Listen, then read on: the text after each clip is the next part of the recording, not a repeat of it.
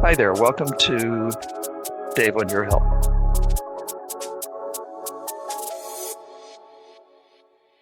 You wake up one morning and you've got a rash.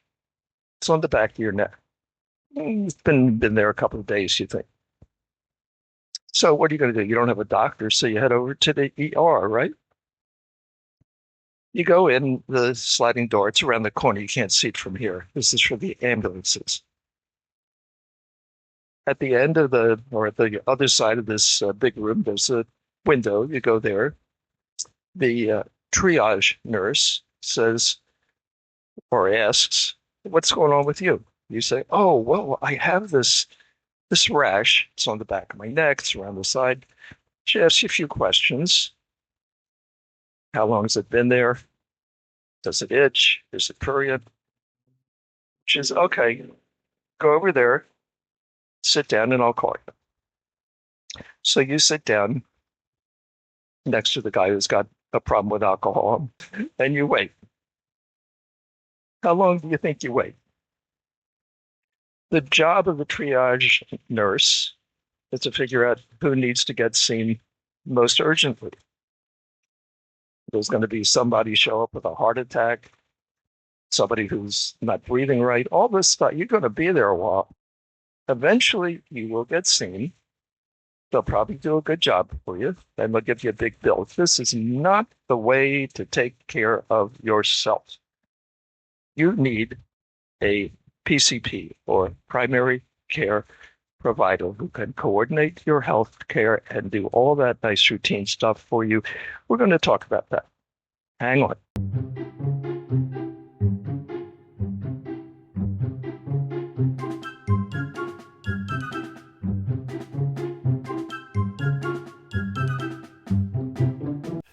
As we say before the break, PCPs coordinate your health care, give you checkup shots, and other routine stuff.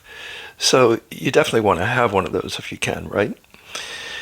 The problem is it's a little bit hard to find them in many parts of the country. There's kind of a shortage, at least of the MD version of PCPs. But the situation isn't dire because you can certainly work with a doctor of osteopathy, a DO, and get similar results. As a matter of fact, you can work with a nurse practitioner or a physician's assistant. So don't worry, you're going to be just fine. The only complication is the health insurance. I'll be covering health insurance in a future video, I think.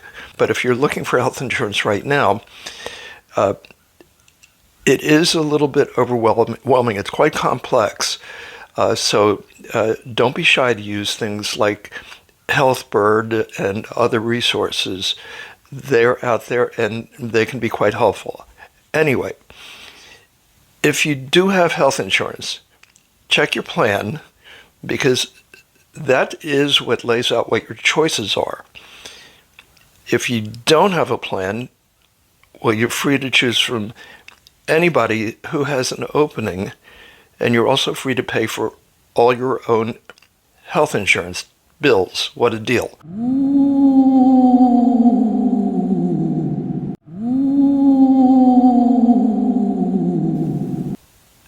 I can't magically come up with a PCP for you. I wish I could, but you can do this. If you are restricted to a network, go to your health insurer's website, look for doctors who are accepting new patients. That's the key, new patients. You can use Zelp, you can use ZooDoc, always use resources if you can. When you read the online reviews, be careful. Reviews can be misleading. They're helpful, but sometimes you're looking at the work of a raving lunatic, so just use a pinch of salt. The same applies to referrals by friends. A doc that your friends thinks is great just might not be the doc for you. People are funny about medical stuff. What works for your friend might not work for you, so pinch of salt, pinch of salt. Okay, so now you have some names. It's time to evaluate. What do you want? Do you want family medicine, internal medicine, a pediatrician, adolescent medicine, gerontology? Maybe, you have to figure that out. The hours. Do you want a male, female, location? Shouldn't be too far away. If English isn't comfortable, look for somebody who speaks the language or has a translator or somebody like that available. I should say interpreter. Another thing that's become an expectation is a website. You have to be able to get to your documents, exchange emails, perhaps virtual appointments, things like that. So check that out for sure. There should be a description of the doc, or the provider, I should say, which should be somewhat detailed about academic background, board certifications, things like that. So look at that. Okay, so now you've got your list.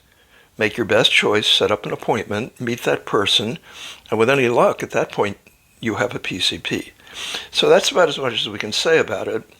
I wish you luck on your journey, and once that hump has been overcome, we can start looking at the patient side of the equation, what I call the patient thing. That's my next video, and I'll see you then.